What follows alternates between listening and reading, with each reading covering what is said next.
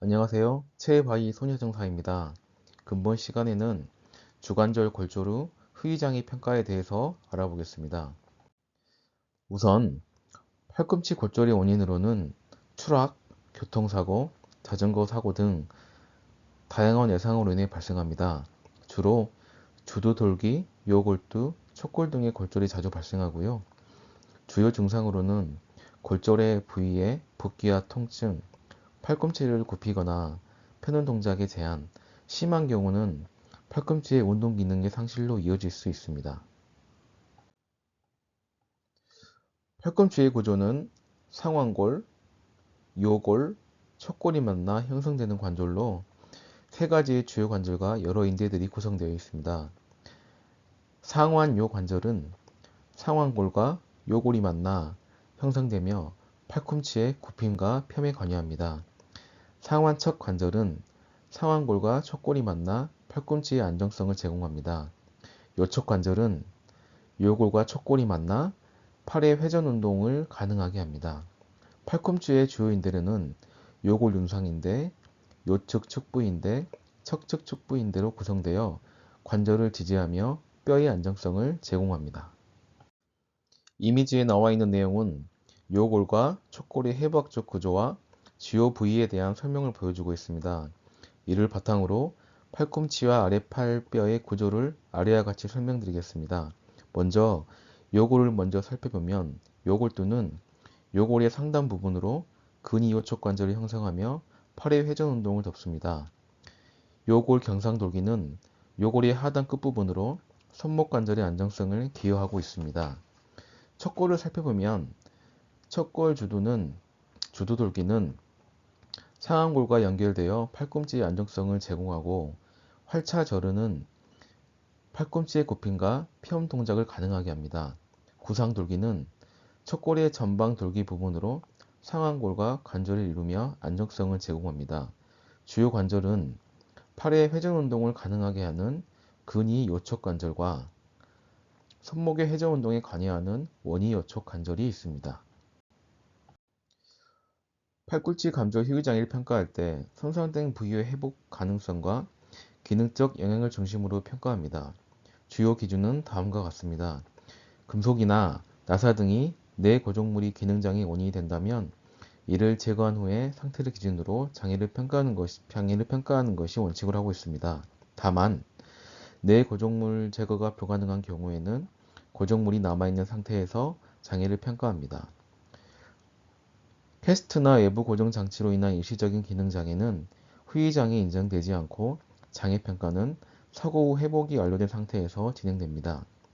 3대 관절 구성 요소로는 어깨 관절, 팔꿈치 관절, 손목 관절로 그중 팔꿈치 관절의 역할은 상지의 중심 관절로서 굽힘, 펴, 회내, 회의 운동을 담당하고 상완골, 요골, 척골이 만나 형성되며 관절의 운동성과 안정성에 중요한 역할을 합니다.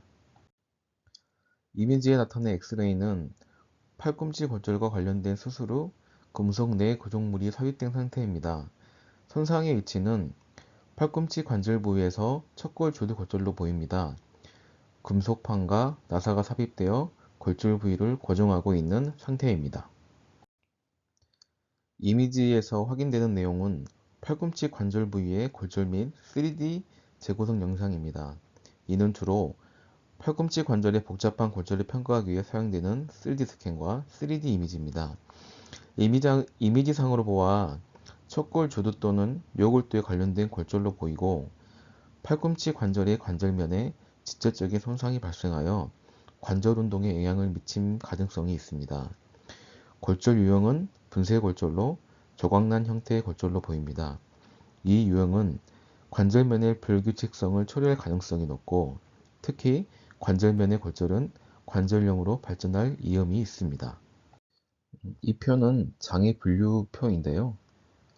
내용을 살펴보면 한 팔의 3대 관절 중 관절의 기능에 완전히 이룰 때는 30%, 한 팔의 3대 관절 중 관절 하나 기능에 심한 장애를 남길 때는 20%, 기능에 뚜렷한 장애를 남길 때는 10%, 그리고 관절 하나의 기능에 약간의 장애를 남길 때는 5%입니다. 이거는 개인보험이나 생명보험의 AMA 방식의 장애 분류표고요. 교통사고나 배상책임 보험의 경우 맥브라이드 휴의장애 평가로 평가되며 관절의 강직과 운동 범위에 따라 5에서 15%, 통상 13%의 장애율이 적용되며 심한 경우는 20% 이상 평가가 되고 있습니다. 다음으로 주관절 정상 운동 범위에 대해 살펴보면 굴곡은 팔을 구부리는 것으로 쉽게 예를 들면 음식을 입으로 가져가는 동작입니다. 정상 범위는 150도입니다. 신전은 팔을 곧게 펴는 동작으로 정상 범위는 0도이고 회내는 손바닥을 아래로 돌리는 동작으로 정상 범위는 80도, 마지막으로 해외는 손바닥을 위로 돌리는 동작으로 정상 범위는 해내와 마찬가지로 80도입니다. 다음으로 팔꿈치 휴장에 관련된 지급률에 대해 설명드리겠습니다. 팔꿈치 관절 중 하나의 기능을 완전히 잃었을 경우 지급률은 30%로 책정됩니다. 그렇다면 관절의 기능 상실에 대한 구체적인 기준과 평가 방법에 대해 알아보겠습니다. 첫 번째, 완전 강직입니다. 완전 강직이란 관절이 완전히 굳어 더 이상 움직이지 않는 상태를 의미합니다. 팔꿈치를 굽히거나 펴는 동작은 물론 해내와 해외와 같은 회전 운동도 불가능하게 됩니다. 이러한 상태는 일상생활에 심각한 영향을 미치며 장애지급률 평가에서 높은 비중을 차지합니다. 두 번째 기준은 근전도 검사와 도수 근력 검사를 통해 평가합니다. 만약 근전도 검사 결과에서 완전 손상으로 판정된다면 이는 관절의 기능이 상실된 것으로 간주됩니다. 또한 MMT 검사에서 근력이 0등급으로 평가된 경우 관절 기능 상실로 인정됩니다. MMT 이하목 등급은 근육의 움직임이나 수축이 전혀 없는 상태를 뜻하며 후유장애 지급률은 30%입니다. 팔꿈치 후유장애 지급률 중 관절의 기능에 심한 장애를 남긴 경우에 대해 설명드리겠습니다. 이 경우 지급률은 20%입니다. 먼저 해당 관절의 운동 범위가 정상 운동 범위의 4분의 1 이하로 줄어든 경우입니다. 예를 들면 정상적인 팔꿈치의 굴곡 범위가 150도라면 4분의 1 이하인 37.5도만 움직일 수 있는 경우 심한 장애로 간주됩니다. 이와 같은 운동 제한은 일상생활에서 물건을 들거나 팔을 구부리는 기본적인 동작에도 큰 어려움을 초래한다고 할 수 있습니다. 수술로 인공관절이나 인공골두를 삽입했다면 자연 관절의 기능이 상실되었기 때문에 심한 장애로 20%로 평가됩니다. 여기서 알아두실 부분이 18년도 4월 가입 이전에는 지급률이 30%로 적용되었음을 참고하시기 바랍니다. 또한 근전도 검사 결과 완전 손상으로 판정되면서 MMT 검사에서 근력이 1등급으로 평가된 경우, 참고로 1등급은 근육의 움직임이 미미하게 남아있는 상태를 의미합니다.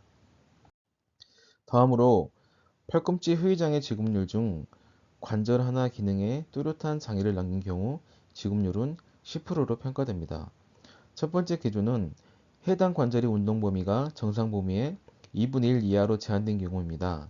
예를 들면 팔꿈치 굴곡의 정상 범위가 150도라면 2분의 1 이하인 75도까지만 움직일 수 있는 경우가 해당이 됩니다. 근전도 검사에서 불완전한 손상으로 판정이 되거나 도수 근력 검사에서 근력 등급이 2등급으로 평가된 경우, 참고로 2등급은 중력 없이 수동적으로만 관절의 움직임이 가능한 상태이고 이러한 경우 관절의 뚜렷한 장애로 간주됩니다. 마지막으로 지급률 5%인 약간의 장애를 살펴보면 해당 관절의 운동 범위가 정상 범위의 4분의 3 이하로 제한된 경우로 팔꿈치 굴곡의 정상 범위가 150도라면 4분의 3 이하인 112도까지만 움직일 수 있는 경우에 해당이 됩니다. 또한 근점도 검사에서 불완전한 손상으로 판정된 경우가 포함이 되고 도수 근력 검사에서 근력이 3등급으로 평가된 경우 약간의 장애로 간주됩니다. 지금까지 여기까지 후유장애 지급률을 살펴보았는데요. 실무에서는 대부분 인공골두나 인공관절을 삽입하지 않은 이상 5에서 10%의 지급률로 평가가 됩니다. 5%가 가장 낮은 등급은 도수 근력 검사 3등급인 경우인데요. 예를 들면 손에 아무것도 없는 상태로 팔을 구부릴 수는 있지만 가벼운 책조차 들기 힘든 경우로 장애 평가받기가 힘든 경향이 있습니다. 그래서 대부분의 주관절의 장애는 굴곡, 신전, 해외, 해내의 운동 장애로 평가가 되고 있습니다. 마지막으로 팔꿈치 휴유장애 지급 사례를 소개하겠습니다. 피해자가 미끄러져 넘어지는 사고로 인해 좌측 팔꿈치를 다치셨고 부상 부위는 팔꿈치 관절 주변부가 손상되어 일상생활과 관절 운동에 어려움을 겪게 되었습니다. 진단명은 좌측 상완골 과상 및 과관골절로 이는 상완골 하단부에서 발생한 복잡골절로 관절면에 영향을 미치는 심각한 부상입니다. 좌측 팔꿈치 CT 검사에서 좌측 원위부 상완골 관절 내 분쇄골절 소견이 확인되었습니다. 이는 골절 조각이 여러 개로 나뉘어 관절면을 침범한 상태로 수술적 복원이 필요한 부상입니다. 관절면의 복원을 위해 간헐적 종복술 및 뇌 고정이 시행되었고요. 수술 후 환자는 1년간 재활 치료를 받으며 그 이후에는 금속 고정물 제거술과 함께 관절 유리술을 추가로 시행했습니다. 치료 과정 중 신경 손상 방지를 위해 척골신경 전방 이동술도 병행하였습니다. 좌측 주관절 관절 가동 범위 검사상 후유장애 평가 결과로는 굴곡은 정상은 150도, 평가 후 120도로 측정이 되어 팔을 완전히 구부릴 수 없어 30도의 정도의 제한이 발생하였고요. 신전 같은 경우는 정상은 0도인데 마이너스 10도, 팔을 완전히 펼 수 없어 10도의 제한이 발생되었습니다. 회내는 정상 80도, 40도로 측정이 되어 손바닥을 아래로 돌리는 동작에서 40도로 제한이 되었고요. 마지막으로 회외는 정상은 80도인데 40도로 측정이 되어 손바닥을 위로 돌리는 동작에서 40도로 제한됐습니다. 정상 총 운동 범위인 310도 대비 190도면 대략 한 40도 정도의 제한이 있었고요. 좌측 팔꿈치의 운동 범위가 정상 범위의 4분의 3 이하로 제한된 상태로 약간의 장애로 지급률은 5%에 해당되는 사례입니다. 근본 시간에는 팔꿈치 후유장애 지급 사례와 평가 기준에 대해 알아보았습니다. 조금 좀 난해하고 어려울 수 있는 내용이지만 이해하는 데 도움이 되셨기를 바랍니다. 보험 관련 궁금증이나 더 많은 정보를 원하신다면 언제든지 댓글이나 문의 부탁드리겠습니다. 오늘도 시청해 주셔서 감사합니다. 다음에 또 뵙겠습니다.